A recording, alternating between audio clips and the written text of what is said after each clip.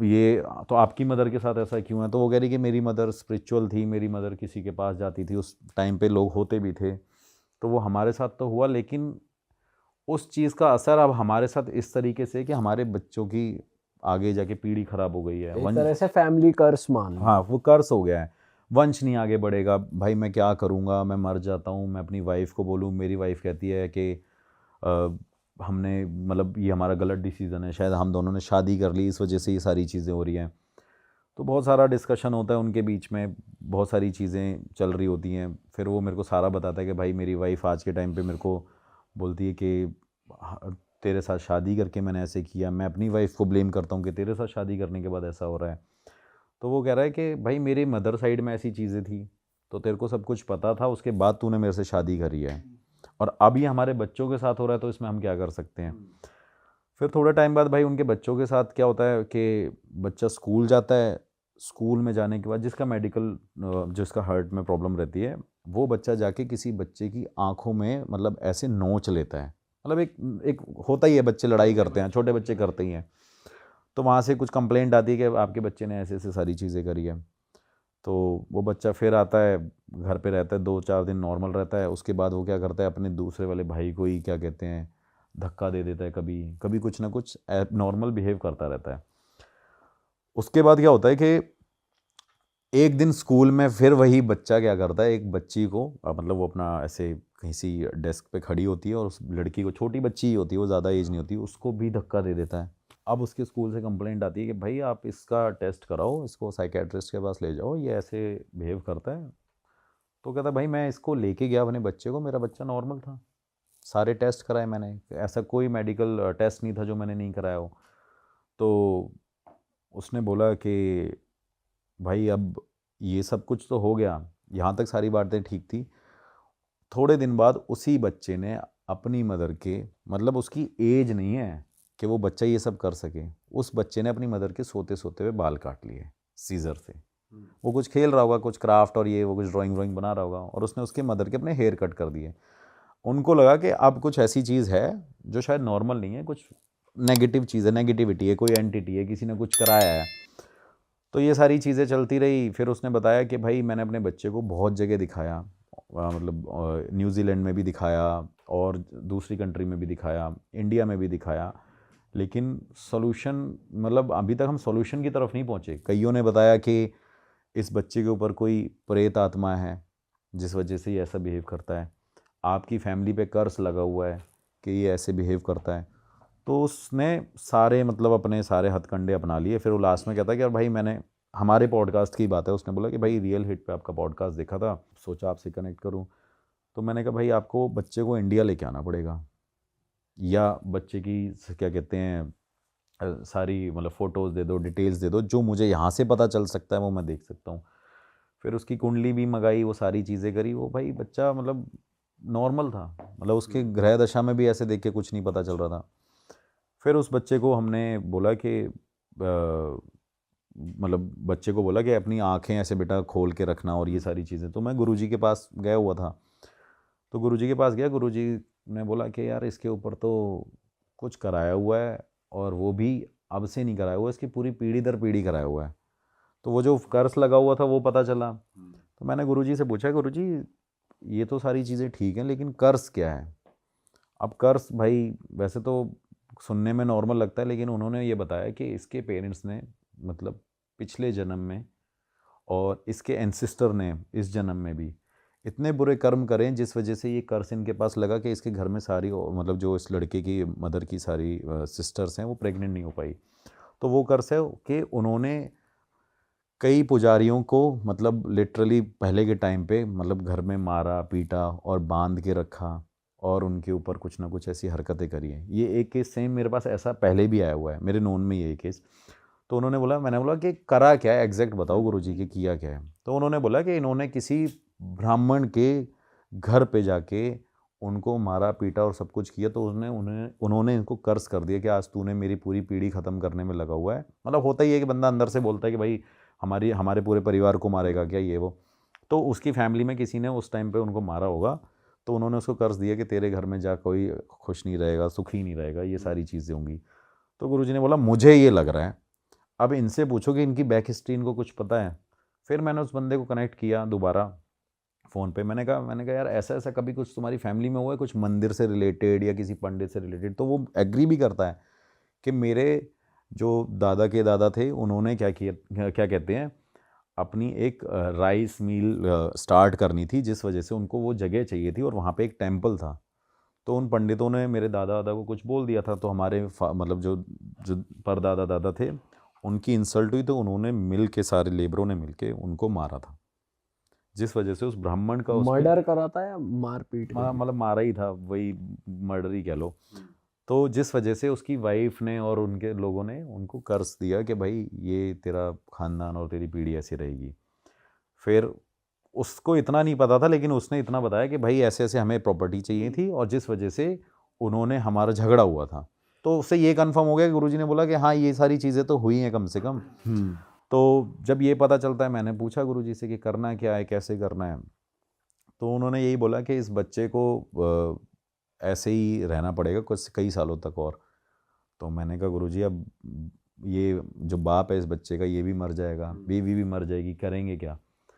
तो उन्होंने बोला कि फिर इनको इंडिया आना पड़ेगा और ये इंडिया आएंगे तो मैं देख के कंफर्म नहीं कहता कि मैं इनकी हेल्प कर पाऊँगा।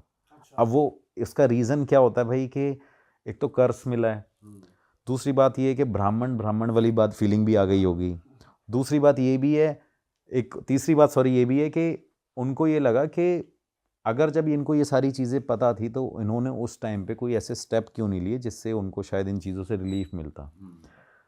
तो मैंने कहा गुरुजी बच्चों की क्या गलती है, आप देख लेना। कह रहे बच्चों को तो मैं ठीक कर दूंगा लेकिन इनके पेरेंट्स जो है मैं इनको ठीक नहीं कर पाऊंगा। तो मैंने कहा ऐसा क्यों? कह रहे कि इनको पता होते हुए इन्होंने अपने आप को मतलब गैर जिम्मेदार समझा इन चीज़ों से कि भाई हमारे उन्होंने क्या किया, या इसके फादर ने भी किया। तो उसके फादर की भी तबीयत हेल्थ ख़राब रहती थी, उसकी मदर की भी रहती थी। थोड़े टाइम तक उस बच्चे को बुलाया, उसके फादर आया, उसकी मदर आई और वो सभी बच्चा लोग इंडिया आए? सारे लोग इंडिया आ गए। इंडिया आने के बाद यहीं उनको मैं लेके गया। लेके जाने के बाद बच्चे को दिखाया तो गुरुजी ने मतलब जेन्युइनली बता रहा हूँ भाई, कोई पूजा पाठ कुछ नहीं किया। 15-20 मिनट उस बच्चे का हाथ पकड़ के बैठे रहे, कुछ ना कुछ मंत्र पढ़े, ये सारी चीज़ें करी। फिर उसको ये बोला कि इसको कुछ उपाय करने पड़ेंगे, वो उपाय इससे कराते रहना कम से कम 6 महीने तक। अच्छा। मान के चलो। और कोई ऐसे भारी उपाय भी नहीं थे, मतलब हल्की फुल्की चीज़ें कि नदी के पास ये करना, इसके सर से ये घुमाना और वैसे से घुमा के डालते रहना। तो वो सारे उपाय करने के लिए मैंने उनको बोला भाई कि आप उपाय करा लो। अब उसकी जो वाइफ थी, इनिशियली तो उसने बहुत इंटरेस्ट दिखाया कि मेरा बच्चा ठीक होगा या गुरुजी ने देख लिया है, अब गुरुजी ने उपाय बता दिए। तो होता है ना किसी को बंदे को रिजल्ट चाहिए होता है, इंस्टेंट रिजल्ट मिल जाए। तो उन्होंने इस चीज़ को, उसके हस्बैंड ने तो सीरियस लिया लेकिन उस बंदे ने सीरियस नहीं लिया कि सॉरी, उस बंदे ने सीरियस ले लिया, उसके हस्बैंड ने, उस वाइफ ने सीरियस नहीं लिया। तो उसकी मदर ने जब उसको बोला कि क्या कहते हैं अपने बच्चे को कि भाई मैं इसको ऐसे पागल नहीं बना सकती, इसकी एजुकेशन वेस्ट हो जाएगी, ये कौन से लोगों के बीच में तुम पढ़ रहे हो। तो ये चीज़ उसने बोल दी और ये बोलने के बाद वो अपना दोबारा अपना कहीं गए अपने स्टेट में जहाँ पे वो रहते थे। वहाँ रहने के बाद उसके हस्बैंड ने मेरे को बोला कि उपाय क्या क्या है। मैंने कहा अब ये अभी 1 महीने के लिए उपाय ये करना, फिर कुछ होगा तो मैं आपको बता दूंगा। भाई उसकी वाइफ मानी नहीं, वो कह रही बताया तो चलो सारी चीज़ ठीक है लेकिन ऐसा थोड़ी होता है कि नदी के पास जाके ये करना चाहिए और वहाँ पे जाके ये करना चाहिए, एक पत्थर के नीचे ये कपड़ा दबा देना, ये वो। अब उसने जब मेरे से ये बात बोली तो मेरे को भी बड़ा मतलब बुरा लगा कि यार मेरे लिए मेरे गुरुजी की डिसरिस्पेक्ट करना भाई। तो मैंने कहा अगर फेथ रख रहे हो तो भाई पूरा रखो, नहीं रखना मत रखो भाई, सही बात। कहीं और जाओ। उसने इतनी चीज़ बोली नहीं, उसके बच्चे, उस बंदे ने मुझे ये बात बताई 2 दिन बाद उस बंदे का मेरे पास फिर से फ़ोन आ गया कि भाई उसने मेरे को बोला कि मैं आपसे कनेक्ट करता हूँ, मैं थोड़ा सा यहाँ पे सेटल हो जाऊँ, मैं अपने घर पे आया हुआ हूँ। 2 दिन तक उस बंदे ने जब मेरे को ये बात बोली, 2 दिन बाद क्या हुआ, उसी बच्चे ने भाई अपनी मदर को ही धक्का दे दिया स्टेयर से ही। अरे पतली सी थी, कोई ज़्यादा उस हेल्दी नहीं, उसने अपनी मदर को ही धक्का दे दिया। जब अपनी मदर को धक्का दिया उसकी मम्मी की टांगें टूट गई और जब उसके साथ कुछ ना कुछ हुआ तो उसके हस्बैंड का फ़ोन आया उस लेडी के कि सागर सर ऐसी ऐसी बात है, अब इसने अपनी मदर को ही धक्का दे दिया स्टेयर से। तो मैंने कहा ये ऐसे ही बिहेव करता रहेगा, इसके ऊपर ये आपका वो दोष तो लगा ही लगा है लेकिन इसके साथ कोई ऐसी एंटिटी भी है, इसके साथ कुछ किया भी है कि ये तभी ठीक होगा जब आपसे ये सारी चीज़ें करोगे। तो उन्होंने बोला पूजा करा दो, कोई जो इंस्टेंट कुछ मिल जाए। तो मैंने बोला कि मैंने कहा अगर बच्चा पूजा में बैठ सकता है या उसके हाथ में उसको जो बोलने के लिए बोलें, तो वो नहीं कर सकता ना। वो चीज़ें तभी हो सकती हैं जब वो पूरा एलिजिबल हो उस चीज़ को करने के लिए। तो उसके बाद क्या होता है भाई कि वो बंदा मेरे को फ़ोन करता है उपाय करने के लिए, और मैं उसको बोलता हूँ भाई तू इस पे लग जा। जब वो उपाय करने लग जाता है, उस बंदे के साथ क्या होता है कि वो बंदा फिर से बीमार हो जाता है, वो फिर हॉस्पिटल पहुंच जाता है, उसके वो ब्रेक हो जाते हैं। लेकिन उस उपाय का एक रूल था कि भाई उससे ब्रेक मत करना, रेगुलर बेस पे करना। वो बंदा खुद बीमार हो जाता है। अब वो फ़ोन उसकी मतलब फैमिली में से फिर फ़ोन आता है उसके घर से कि ऐसी ऐसी बात हो गई। मैं फ़ोन करके पूछता रहता था कि क्या चल रहा है क्या नहीं चल रहा। तो मैंने उससे पूछा कि अब क्या क्या स्टोरी है, क्या चल रहा है। तो मेरे से कहते हैं कि अरे वो तो खुद ही बीमार हो गए, वो हॉस्पिटल में चलेंगे। मैंने कहा तो उसके उपाय कोई और कर लेता उसकी जगह फैमिली मेम्बर में से। उसने वो उपाय करे नहीं। मैंने बोला कि चलो देखते हैं। इसी बीच में मैं ऐसे ही जाता ही रहता हूँ अपनी लोअर बैक के लिए और अपने आप को दिखाने गुरुजी के पास। मैं उनके पास जाता हूँ, वो मेरे से कहते हैं और वो बच्चा ठीक है अब। मैंने कहा गुरुजी वो तो मेरे भी दिमाग से निकल गया। मैंने कहा वो बच्चे के फादर भी बीमार हो गए। तो उन्होंने बोला वो शैतान उसको छोड़ेगी ही नहीं, मतलब ऐसे बोला वो शैतान उसको छोड़ेगी ही नहीं। तो मैंने बोला वो शैतान, कह रहे कुछ ऐसी शक्ति है जो उसके साथ लगी हुई है जो उससे उनको चीज़ें करने नहीं देगी। फिर भाई उसके पेरेंट्स को मैं फ़ोन करता हूँ, मैं कहता हूँ भाई साहब अपने बच्चे को ठीक कर लो और मान जाओ, आपका बच्चा ठीक हो जाएगा। आप मुझे पैसे मत देना। मैंने ये भी कंडीशन रखी। मैंने ये नहीं बोला मुझे पैसे चाहिए। मैंने उनसे ये बोला था जब मेरे साथ जा रहे थे तो मेरे को एक्सपेंस आप कर रहे थे। मैंने कोई भाई पैसों की कंडीशन नहीं रखी, बच्चे का केस था। जब मैंने उसको ये बोला, मैंने कहा शुरू में पैसे मत देना, लेकिन हाँ आपका बच्चा ठीक हो जाए तो पैसे दोगे। तो मेरे कहने से इतना उपाय कर लो, अगर आपके उपाय वेस्ट जाएंगे 30 40 50 हज़ार रुपये खर्चा होगा, वो मेरे से ले लेना अगर आपका वेस्ट जाए तो वो बंदा बड़ा मतलब ऐसे कहता है ये बात मतलब ठोक पीट के बोल रहे हैं भाई तो कर ही लेते हैं।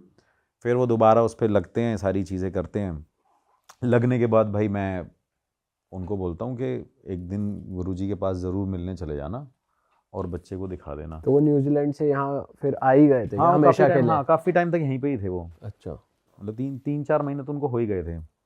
तो उसके बाद क्या हुआ भाई कि मैंने उनको बोला गुरुजी के पास चले जाना। अब उन्होंने मुझे बताया नहीं और वो डायरेक्ट गुरुजी के पास पहुंच गए। क्योंकि होता है ना बंदों को ले जाता हूँ, लोग क्या करते हैं लोकेशन सेंड कर लेते हैं फिर जाके डायरेक्ट करते हैं। तो कई बार ऐसा भी होता है गुरुजी ने चलो उनसे मिल लिया लेकिन गुरुजी वापस भेज देते हैं। कई लोग मुझे ये बोलते हैं कि भाई मुझे लोकेशन दे दो, तो गुरुजी बोलते हैं भाई वो है ही नहीं तो मैं मिलूंगा ही नहीं आपसे, सीधी सी बात है। तो वो बच्चे के पास जाते हैं, आप बिलीव नहीं करोगे वो बच्चा वहाँ पे थोड़ा सा कुछ बोलता है। मतलब एक अच्छा। थोड़ी सी आवाज़ उसकी वहाँ निकलती है। तो जब निकलती है तो उसके पेरेंट्स बड़े शॉक्ड हो जाते हैं कि गुरुजी ने ऐसा क्या कर दिया या क्या चीज़ें हो गई हैं जिस वजह से ये बच्चा बोलने लग गया है। तो गुरुजी ने बोला कि देखो आप बीमार तो रहोगे, आपको उसको इतनी जल्दी कोई टाल नहीं सकता, लेकिन इस बच्चे के जीवन को बचाने के लिए आपको इसको इंडिया में रखना पड़ेगा और आपके पास सिर्फ यही ऑप्शन है। आप इस बच्चे को बाहर नहीं ले जा सकते। अगर आप बाहर ले जाओगे ये परेशान रहेगा, और इसको यहीं रखो, यहीं इसको यहीं का इन्वायरमेंट दो और इसको पूजा पाठ कराते रहो, मंदिर में ले जाते रहो, ये जो भी उन्होंने उपाय बताए थे ये करते रहो। अब वही वाइफ फिर अड़ गई कि भाई हमने बड़ी मुश्किल से पीआर लिया, हम सिटीज़न बने हैं, हम जाके वही जो भी चीज़ें कि हम वैसे कैसे कर लें। भाई वो लिटरली इतनी बात जब गुरुजी ने बोली वो लेडी वहाँ से उठ के चली गई। ये बात मुझे उसका हस्बैंड ही बता रहा है क्योंकि मैं तो था नहीं, वो चले गए थे डायरेक्ट वहाँ पे। तो वो लेडी वहाँ से उठ के चली गई है। वो बंदी अपने हस्बैंड और बच्चे को छोड़ के चली गई कि भाई मैं अपनी कंट्री को नहीं छोड़ सकती, मैंने बड़ी मुश्किल से ये अर्न किया। होता है भाई, ऑब्वियस सी बात है, कोई बंदा इंडिया से जा रहा है इतना स्ट्रगल करके, लेकिन जब वो बंदी वहाँ पे जाती है वो वहाँ जाने के बाद भी परेशान ही रहती है। अब उसके साथ क्या हो रहा है कि वो वहाँ पे रह रही है, उसका एक बच्चे को जो जो उसका दूसरा बेटा था उस बच्चे को लेके वहाँ पे पहुँच गई कि चल मैं इसको साथ ले जाऊँगी। अब जाके वो बच्चा उसको परेशान कर रहा है। तो उनको ये बोला गया था कि आप एक काम करना, गुरुजी ने उसको ये भी बोला कि आप एक काम करना, एक मंदिर का कहीं पैसा दे देना, दान कर देना। मैं ये नहीं कहता यहाँ करो, जहाँ आपका मन करे, जहाँ आप रहते हो, जहाँ आपकी पीढ़ी रही है वहाँ पे आप दान करो, ये सारी चीज़ें करो। एक मंदिर छोटा सा बनवा दो माता के नाम का, और ऐसी ऐसी चीज़ें हैं। और ब्राह्मण को जो आपने कष्ट पहुँचाया है उसके लिए आपको इलाहाबाद जाना पड़े, मतलब इलाहाबाद बोला था उन्होंने कि इलाहाबाद जाना पड़ेगा, वहाँ पे जाके ये पूजा करा लेना छोटी छोटी। और उसके बाद आप दान पुण्य जितना कर सको उतना करना, तभी आपकी ये चीज़ें कम हो सकती हैं, लेकिन पूरी तरीके से ख़त्म नहीं हो सकती हैं। फिर वो बच्चा जब गुरुजी के सामने बोल तो गया था, थोड़ा बहुत बोला, उसकी फैमिली उसको लेके चली गई। अब उस लड़की को, लेडी को लगा ये तो भाई ये सब कुछ छुड़वा देगा। फिर धीरे धीरे भाई वो बच्चा बोलने भी लग गया और बिल्कुल मतलब फिट हो गया।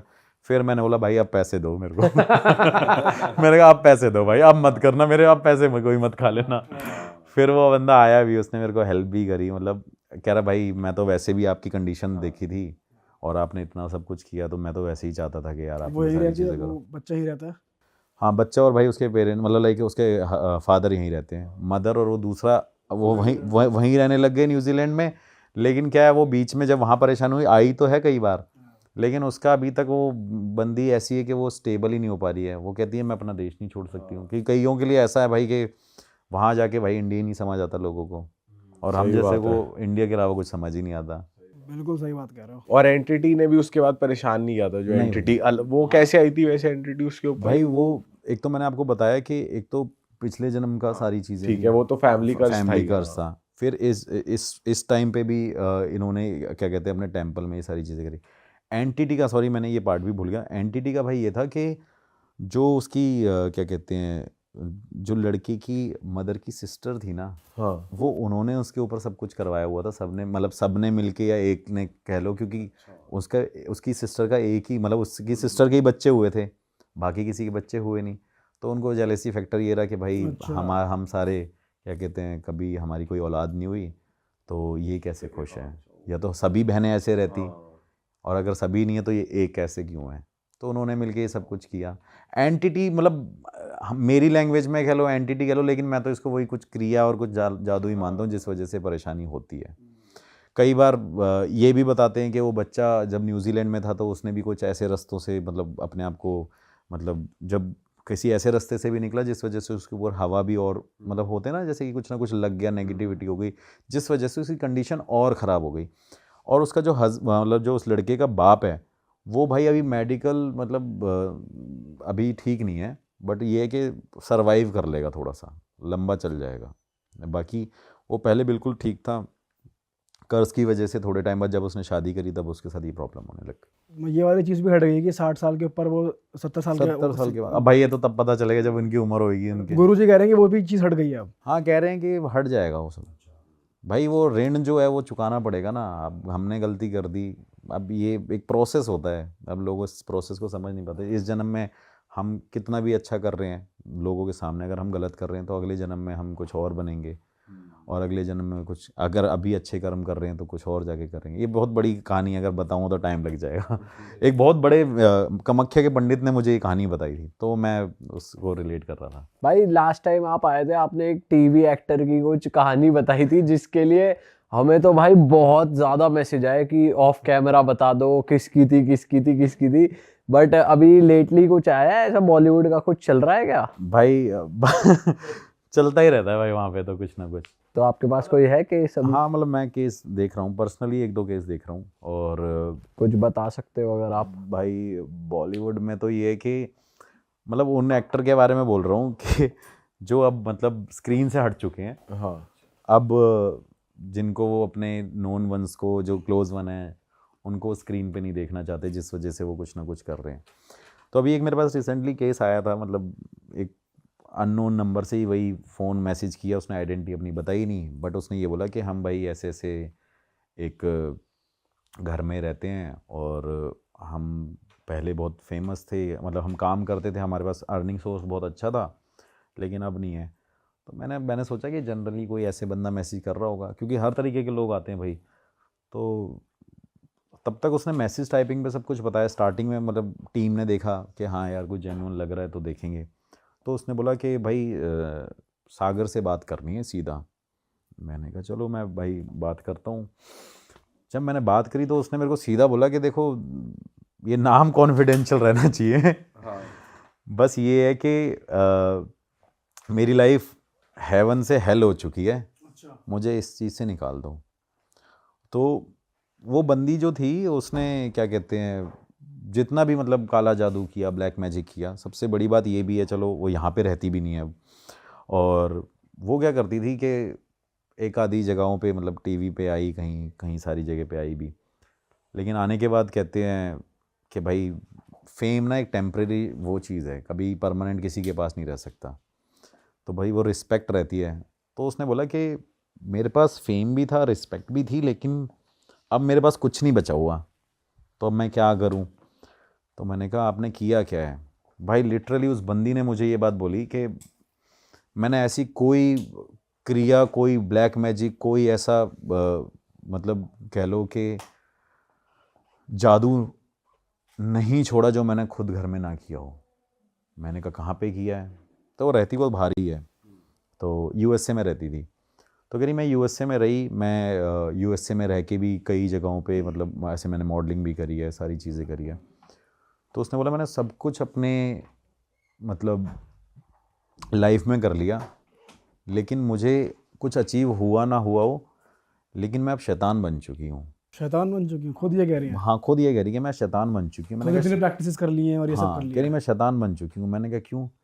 कह रही मैं इससे ज़्यादा बड़ा एग्जाम्पल नहीं दे सकती कि मैं क्या कहते हैं, अगर कोई मेरे सामने खड़ा होना, अगर मैं उसे थोड़ा सा अपने अंदर से वो आवाज़ निकालूं या मैं सोचूं कि वो बंदा आगे थोड़ा सा उसको धक्का लग जाए, तो कहती मैं वो भी कर देती हूँ। ये क्या चीज़ है भाई? मैंने कहा मैं ऐसा हो गया, मैं मतलब भाई मैं भी बड़ा नॉर्मल ही नहीं लग गया। मैंने कहा कोई होगा भाई, बता तो रही है, सुन लेते हैं कहानी। तो जब ये सारी चीज़ें होगी, मैंने कहा यार मैडम आप अपनी आइडेंटिटी रिवील करो पहले, फिर उसके बाद पूरी, अभी तो आपने बता दिया कि मैं इसमें हूँ, उसमें हूँ, सारी चीज़ें हूँ। तो उसमें उसने बताया कि भाई मैं कई सारी जगहों पे चलो आ तो चुकी हूँ, लेकिन मेरा मोटिव ये है कि मैं मतलब सॉरी मैं पॉडकास्ट पे बोल रहा हूँ भाई, मेरे पे कोई केस मत लगा देना कि जितने अभी एक्टर एक्ट्रेसेस चल रहे हैं ना, मैं भाई किसी को आगे बढ़ना देखना नहीं चाहती, मैं चाहती हूँ सब खत्म हो जाए। मैंने कहा ये कौन सा थॉट है मैडम आपका? मैंने कहा इंडस्ट्री खत्म करने की बातें कर रही। मैंने कहा ऐसा नहीं होता। करिए ऐसा होगा एक दिन। मैंने कहा ऐसा कैसे हो जाएगा? तो कहती मैं हूँ ना यूएसए में। मैंने कहा भाई आप यूएसए में तो हो, लेकिन ये सब कुछ कर क्यों रहे हो? तो कह रही बस जेलेसी फैक्टर है, मैं जो बनना चाहती थी मैं वहाँ पहुँच नहीं पाई। तो उसने मुझे बताया कुछ ऐसे ऐसे लोगों के नाम कि भाई ये भी नाम है, वो भी नाम है। फिर मतलब मैं भाई उस बात पे बिलीव 0% कर रहा था, लेकिन उसने जिस जिसके नाम बताए ना, तुम्हें क्या लगता है कि ये नहीं करती, तुम्हें क्या लगता है वो नहीं करता? मैंने कहा मैडम मुझे ना पता है, और मेरी कोई रिकॉर्डिंग मत कर लेना आप कि भाई मैं गांव में रहने वाला बंदा हूँ, भाई मेरे को तो कहीं तुम मरवा दोगे। तो भाई वो हीरोइन कहती है कि मैं सबको मार दूंगी। मैंने कहा भाई किसको मारोगे, कैसे मारोगे? अब फिर मैं भी इंटरेस्ट दिखाता हूँ। अब वो भी बड़ी दिमाग से तेज़ होती है, फेस टाइम कॉल करती है कि बंदा कुछ कर ना पाए, कोई रिकॉर्ड ना हो पाए, कुछ ना हो पाए। तो वो अपनी आइडेंटिटी तो रिवील करती नहीं है। फिर वो ये कहती है कि मैंने सारे रिचुअल करे। अब रिचुअल बताता हूँ जो मैंने रिचुअल उससे सुने, जो मैंने आज तक नहीं सुने थे भाई। कि मैं हर महीने क्या कहते हैं, मतलब पता नहीं यार, मैं पॉडकास्ट में बोलूँगा मेरे लोग ही बोलेंगे यार क्या बातें कर रहा है, कि मैं हर महीने अपने ब्लड को, मतलब जो मेरा पीरियड टाइम आता है तो मैं अपने ब्लड को यूज़ करती हूँ, मैं अपनी फ्रेंड्स के ब्लड को कलेक्ट करती हूँ, फिर उसके बाद कुछ रिचुअल करती हूँ। मैंने कहा इससे क्या होता है? तो कहती इससे कुछ नहीं होता है कि जब जब ये एक पूरा टाइम आएगा ना, तो ये अगर ब्लड का छींटा भी, मैं जब इंडिया आऊँगी अगर मैंने ब्लड का छींटा भी किसी के पास ऐसे टच कर दिया, तो देखना उसके साथ क्या होगा। मैंने कहा मैडम ये तो बड़ी नई चीज़ है जो आप बता रहे हो। तो कह रही हाँ ये सारी चीज़ें मैं अमेरिका में सीख रही हूँ। मतलब वो स्पेशली बंदी यहाँ से कह रही मैं आई सिर्फ अमेरिका में इसलिए हूँ कि मेरे को कोई ऐसा बंदा मिला जो मुझे ये सब कुछ सिखा रहा है। फिर वो कह रही कि मैं स्पर्म लेती हूँ, कलेक्ट करती हूँ लोगों का, उससे भी मैं कुछ रिचुअल सीख रही हूँ। मैंने कहा मैडम आप अच्छे भले यहाँ पे थे, काम वाम कर रहे थे, तो वापस लग जाओ कहीं ना कहीं। ये किस लाइन में आ गए? ये क्या कर रहे हो? तो कह रही नहीं भाई मेरे को रिवेंज लेना है। मैंने कहा किससे रिवेंज लेना है? ऐसा कि मेरे जब मेरा एक टाइम था तो उस टाइम पे मेरा लोगों ने साथ नहीं दिया और ऐसे परेशान हाँ, किया उसको परेशान बहुत। किया। उस बंदी ने मुझे अपनी आइडेंटिटी रिवील नहीं करी, मैं अभी भी बताता हूँ भाई। लेकिन उस बंदी ने जो जो जो बातें मुझे लोगों के लिए बताई ना, उससे मुझे पता चलता है कि भाई इस एक्टर के साथ ये चल रहा था, इस एक्टर के ड्राइवर ने मेरे को सोने के लिए बुलाया। तो सागर मैं क्या सोने वाली दिखती हूँ क्या? ड्राइवर सोने के लिए बुला रहा है? कि उस बंदे ने बोला कि भाई सर ने बोला है कि सर ने बोला है कि मैडम जल्दी फार्म हाउस पे पहुंचो। तो मैं क्या सोने वाली दिखती हूँ क्या? फार्म हाउस से तो वही याद आता है भाई। ये दूसरा फार्म हाउस भी है भाई किसी का। भाई सबके ही होंगे अपने अपने इंडस्ट्री में। मैंने कहा नहीं देखो भाई, पता ही क्या है, मैं एक चीज़ सीखी, ये वो लोग करते हैं जो कुछ बन नहीं पाते ना, वो ये एक्टिंग करते हैं। वरना भाई इंडस्ट्री में भाई आपके पास नहीं है टैलेंट तो कोई चाहे डायरेक्टर हो चाहे कोई प्रोड्यूसर हो आपको क्यों बुलाएगा। तो जो ऐसी बात कर रहे हैं तो उससे ये पता चलता है कि हाँ भाई ऑब्वियस ही बात है वो एक्ट्रेस होगी, लेकिन उसके पास शायद वो टैलेंट नहीं होगा जिस वजह से। तो अगर मैं सोने वाली नहीं हूँ तो मैं सो भी गाली दे के बोल रही थी, अगर मैं सो भी जाऊँगी तो क्या मेरे को वो मूवी दे देते क्या, उसके बाद पता नहीं कहाँ कहाँ लेके जाते मेरे को, फिर ये करते वो करते। तो मैंने कहा मैडम क्या है, कि नहीं मुझे रिवेंज लेना है कि मैं बस सक्सेस नहीं हो पाई, और मेरी लाइफ का मोटो था कि मेरे को सक्सेस होना है।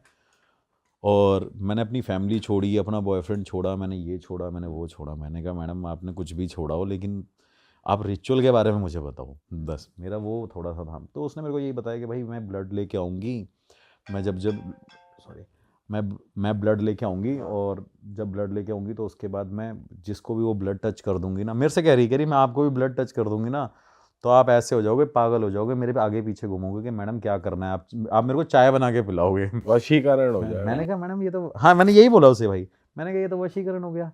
कह रही उसके बाद मैं जो चाहूँगी वो करवाऊँगी आपसे। मैंने कहा मैडम आप ये तो सारी चीज़ें ठीक है लेकिन सब्सक्राइब कर लो, और बढ़िया बढ़िया कंटेंट वहाँ पे भी आता रहता है। भाई का इंस्टाग्राम भी यहाँ स्क्रीन पर आ रहा था, आप जाके ज़रूर फॉलो कर लेना।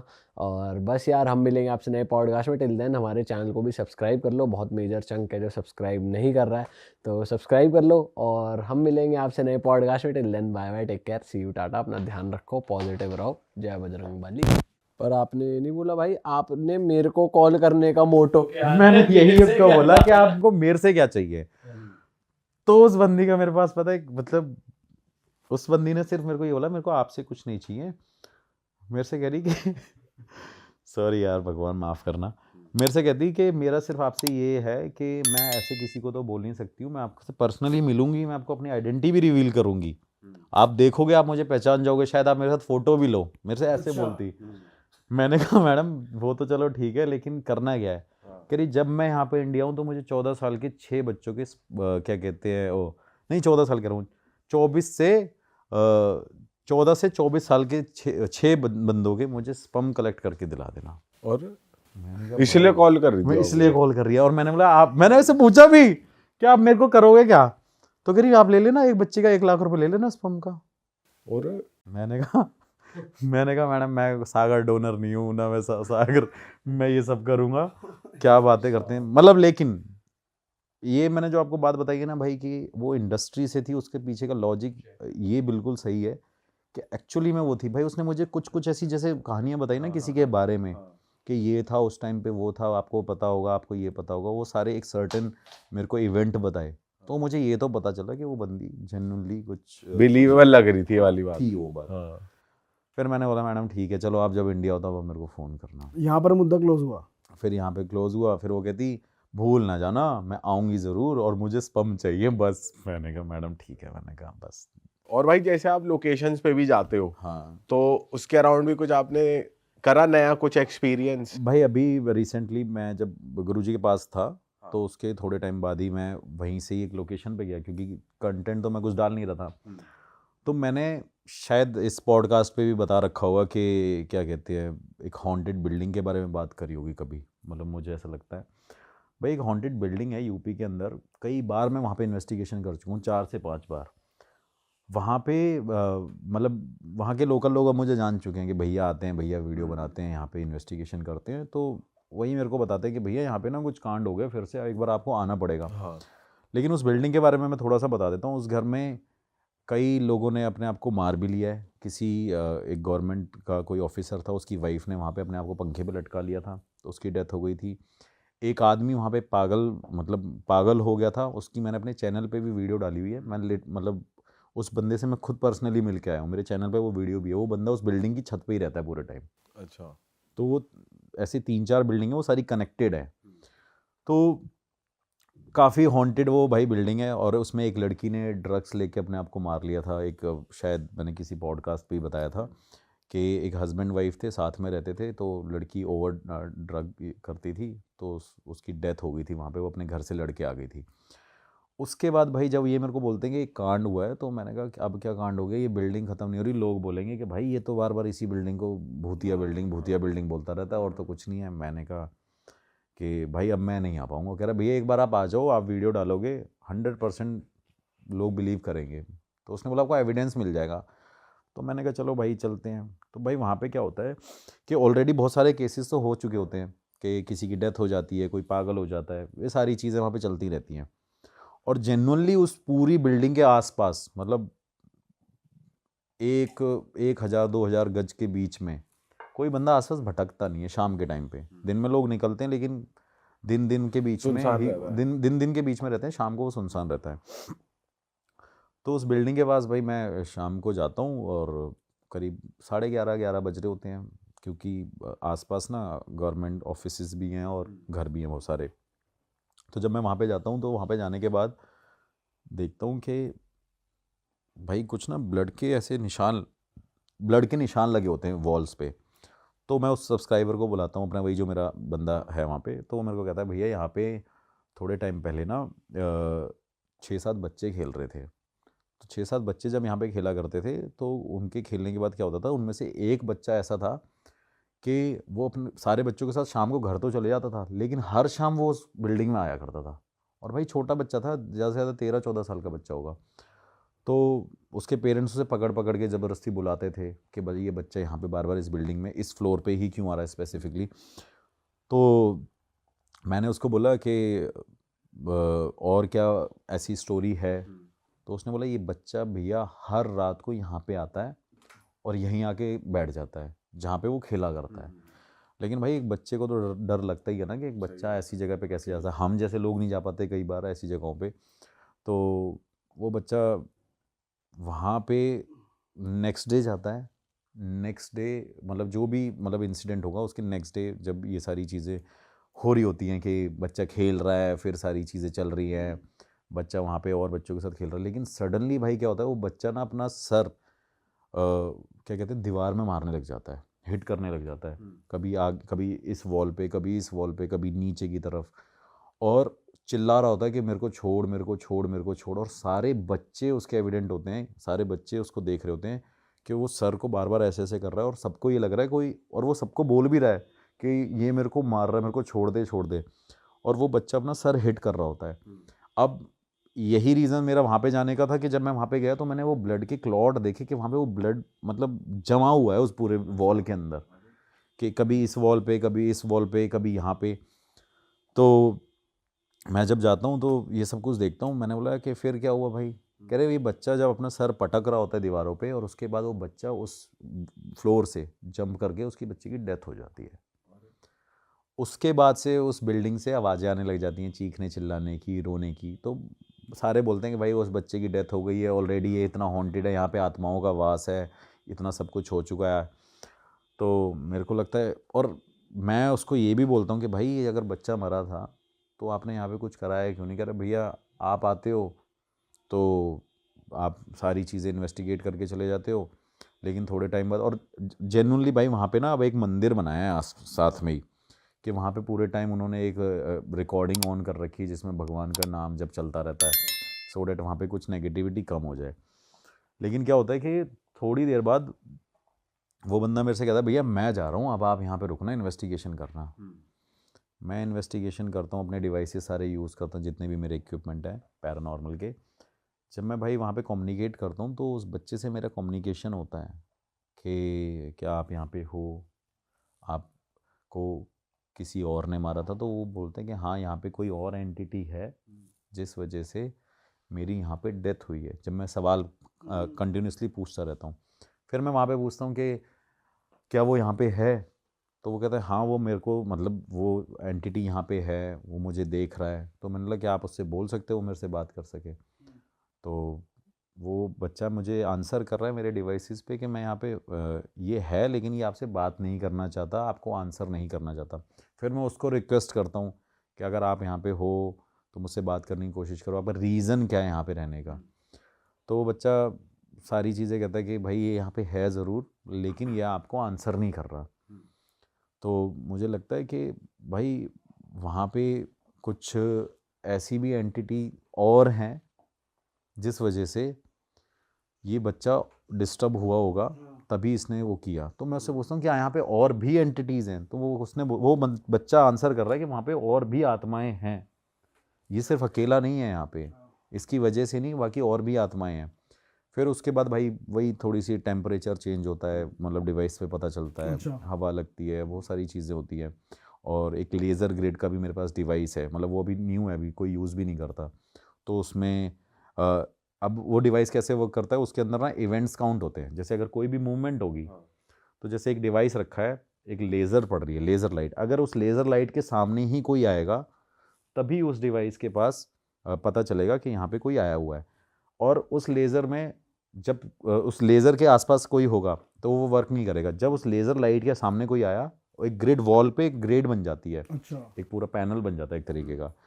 तो उसके सामने कोई आएगा तो उस डिवाइस पे क्या होता है भाई, वो क्या कहते हैं, ऑटोमेटिकली उस पर डिवाइस काउंट होते हैं। जैसे अगर मैंने एक बार हैंड मूवमेंट करी उस लेज़र लाइट के आगे, तो उस पर 1 लिखाएगा, फिर 2 लिखाएगा। तो जब हम उस डिवाइस पे इन्वेस्टिगेशन कर रहे थे, तो वो डिवाइस हमारा इस तरफ रखा था, हम दूसरे डिवाइस पे कम्युनिकेट कर रहे थे, और मैंने पीछे की तरफ देखा तो उस डिवाइस पे 183 काउंट हो रखे थे, मतलब 183 बार वहाँ पे उस एंटिटी की मूवमेंट हुई है जब मैं उस बच्चे से कम्युनिकेट कर रहा हूँ। अरे भाई, अब कई लोग बोलते हैं कि भाई वो डिवाइस, मतलब कई डिवाइस है भाई, किसी को भरोसा होता है, किसी को नहीं होता है। लेकिन मैं उस डिवाइस को इतना ऑथेंटिक मानता हूँ कि भाई जब तक उसके सामने आप ऐसे करोगे ही नहीं, तब तक उसके ऊपर रीडिंग आएगी ही नहीं, वो तो उस पर वो काउंट आएगा ही नहीं।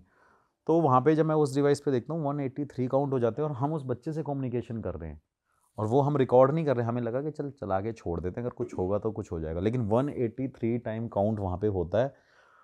और वो बच्चा बोलता है कि आपके पीछे ही तो है वो। फिर जैसे ही हम देख, और लॉजिक देखो कि जब वो हम पूछते हैं कि वो अभी कहाँ पे, वो कहता है, मैं कहता हूँ कहाँ पे है वो, मेरे सामने, आपके सामने, या हमारे पीछे है। तो वो कहता है आपके पीछे ही तो है वो। तो जैसे ही हम ऐसे पीछे की तरफ देखते हैं, तो हम डिवाइस पे देखते हैं, तो वो काउंट हमें दिखते हैं, वो रीडिंग दिखती है। उसके बाद भाई हम कम्युनिकेट करने की कोशिश करते हैं, वो बच्चा भी हमसे कम्युनिकेट करना बंद कर देता है। मैं उससे पूछता हूँ भाई कि हम जाएं, नहीं जाएं, आप हमें परेशान तो नहीं करोगे, क्योंकि बच्चे क्या होते हैं, ज़िद्दी होते हैं। एक मैच्योर जो भी एंटिटी होगी वो शायद हैंडल हो जाएगी, वो समझ लेगी। लेकिन बच्चे क्या होते हैं, क्योंकि आपको मैंने शायद एक हॉन्टेड स्कूल के बारे में बताया था इस पॉडकास्ट पे, तो भाई वो पीछा नहीं छोड़ते हैं। तो मैंने उससे कम्युनिकेट करने की कोशिश करी, उसने मुझे आंसर नहीं दिया, लेकिन फिर मेरे को रुकना पड़ा था कि जब तक मैं इससे ना बोल दूं, क्योंकि आपने शायद सुना भी होगा, आजकल पॉडकास्ट पे चल रहा है गौरव तिवारी सर के बारे में। वो एंटिटी से डील तो करते थे, लेकिन एंटिटी को बुला लेते थे, लेकिन एंटिटी को जाने के लिए नहीं बोलते थे, या एंटिटी को क्या कहते हैं, मतलब माफ़ी नहीं मांगते थे कि मेरे से कोई गलती हुई हो। ऑल्दो वो स्पिरिचुअल भी नहीं थे, एक सबसे बड़ा रीज़न ये भी था उनका, जिस वजह से ये सब होता है। तो लेकिन मेरा लॉजिक ये है कि भाई अगर आप किसी हॉन्टेड प्लेस पे जा रहे हो, आप किसी को परेशान कर रहे हो या किसी को जगा रहे हो या कोई ऐसी एंटिटी है, तो उससे अपनी बात क्लियर होनी चाहिए, वो कम्युनिकेशन क्लियर होना चाहिए कि मैं यहाँ पे आया, मेरा मोटो क्या है आने का।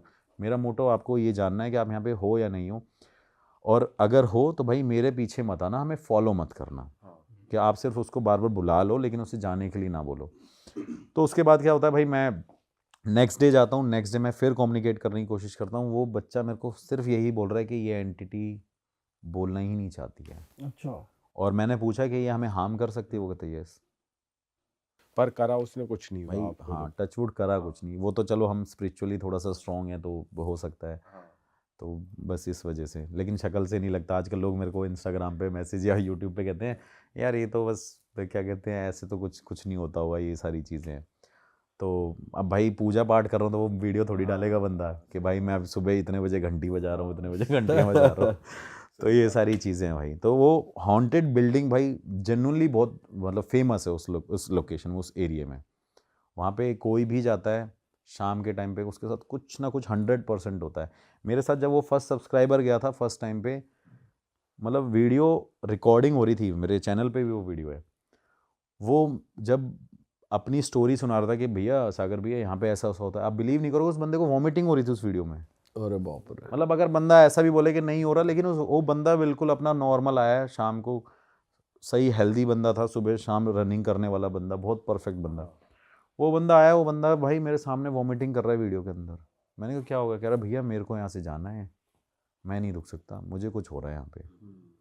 तो भाई ये एक हॉन्टेड बिल्डिंग की कहानी। आ रहा है ऐसे क्लिप्स में, ऐसी वीडियोस में, तो फटाफट जाइए प्लेलिस्ट पे बिंज वॉच कीजिए और सारी वीडियोस देख डालो और मौज काटो। That is it. हम मिलेंगे नए पॉडकास्ट में, नए क्लिप में। Till then bye bye, see you, take care, do subscribe.